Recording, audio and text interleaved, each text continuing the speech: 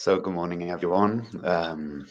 So, for those who don't know me, my name is Graham Waterfield. I'm a Tai Chi, yoga, and meditation teacher, that was my job up to a week ago. Now, I just seem to be someone who is wondering what to do with my life in this great lockdown that we're experiencing at the moment.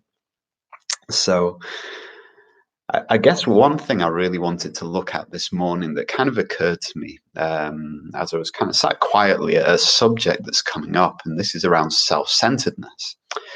Because this is an interesting word, because we have the word self-centered in a negative context, but then most of the Eastern practices say that it's about self-realization, the realization of the self. So how can we marry these two things? One is saying, don't be centered on yourself, and the other is saying be centered on yourself. How do we find amalgamation, and what do these two things mean? So let me give you my experience of that. So as I've said on most of my posts, if you've been following me for a while, you'll have heard it many times. We have oneself, which is a survival mechanism that's manufactured by the world, which we need. It has a lot of positive sides. We need the artificial self has learned the language and the rules of the country that we're born in. It's learned maybe some etiquette. It's learned maybe the joy of service. Maybe it's learned that being kind to people is very rewarding. So that sense of self has a lot of upsides. But also within that sense of self is a survival mechanism that when we're overcome with fear or uncertainty seems to kick in, this more animalistic part of the brain called the reptilian brain. I call it the fight, flight, freeze, or faint response. And so when we're in that, we have one type of self-centeredness, which is survival, as in, do I need to kill to survive? Do I need to run away to survive? I'm terrified about not being able to survive. These are its three mechanisms. So when we focus in on the fearful self, understandably, we're focusing on probably this primordial, very ancient mechanism within the body that can't function a lot of the time very usefully in a Western society. A Western society, what I mean by that is a society that's evolved over time to not be as based or create an environment in which shelter and food and water and community is generally met. So it's trying to find another outlet. So that's not the self that we're talking about in relation to this talk. What we're talking about is another sense of self. So we could say that one sense of self is, sometimes it's called in its absolute pain state, sometimes call it the ego, sometimes it's called the pain body. So it has different names. We could even call it our inner darkness. But all these are problematic, because then there's a natural experience of, oh my God, I've got this artificial sense of self. And we go into the flight or fight response. So we think, right, I need to fight this sense of self. I need to destroy it. But that's the fight or flight mechanism, that same sense of self trying to battle with itself. So we have to learn things like self-compassion, self-acceptance, self-awareness, questioning our thoughts and our emotions. So we learn all these spiritual practices to deal with this ancient mechanism that kind of screws up our life quite a lot of the time in the society we find ourselves in. And we can see that, in all the hoarding and all the fear that we're collectively, we've been in this response most of our time, but we've learned to work with it. But of course, when there's a lot of fear or uncertainty in society, it's triggered in a lot of people. So you see all this different types of reactions of this artificial self attacking each other. I hate people who hoard and are fearful at the supermarket. Oh, I hate people who tell me not to hoard at the supermarket because they're stupid. I hate people who follow the mainstream news. I hate people that follow the the alternative media. So we have all this battling of the artificial self, trying to make itself the dominant, the right one. But then we have this other sense of self that spirituality is teaching us. And that's the self that we're told through meditation and yoga and Tai Chi and Qigong and prayer and breath work and medicine. We're attempting to strip apart this artificial self, to see through it, so we can see there's another sense of self.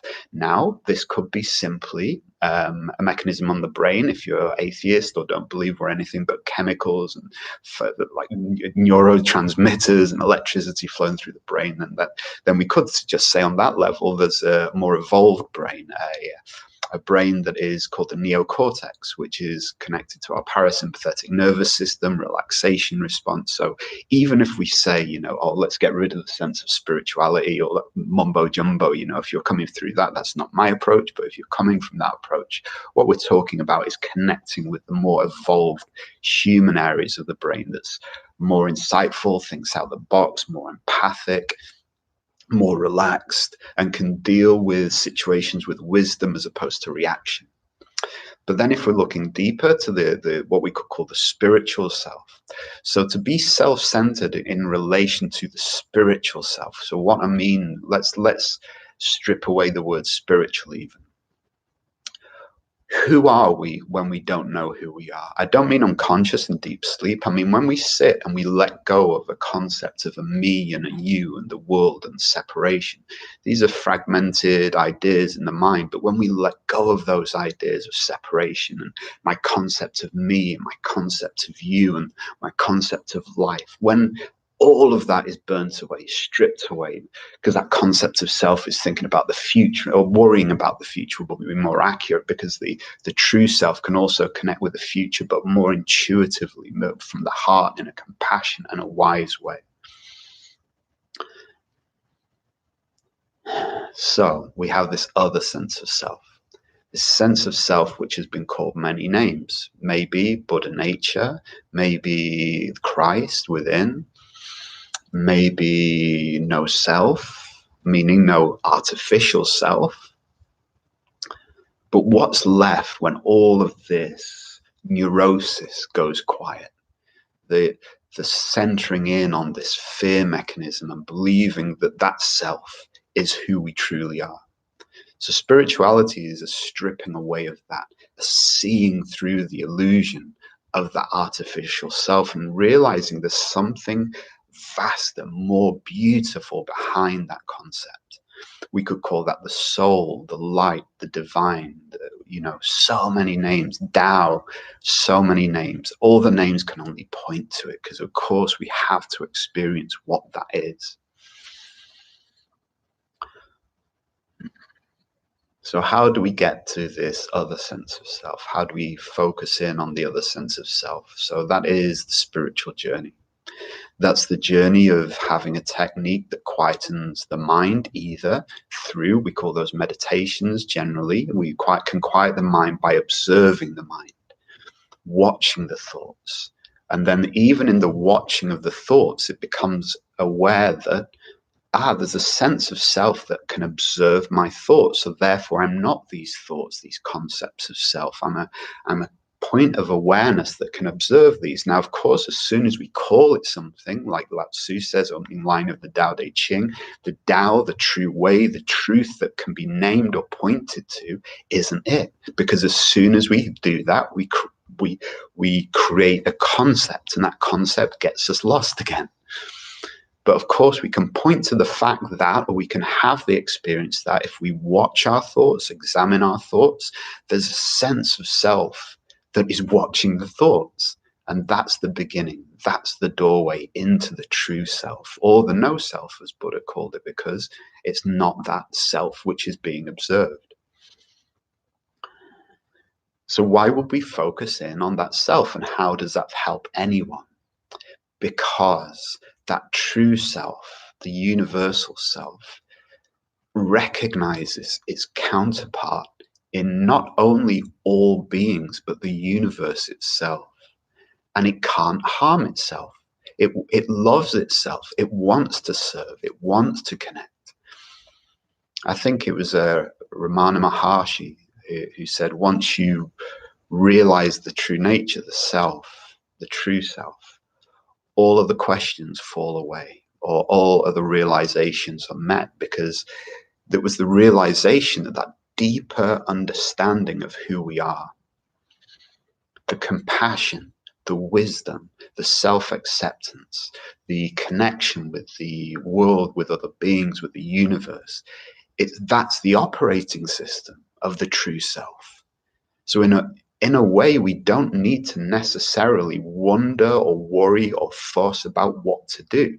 That sense of self is incredibly wise and can interface with each situation from that place of wisdom and lightness. It's only the artificial self it's like lost. It doesn't know what to do, what to think, how to act.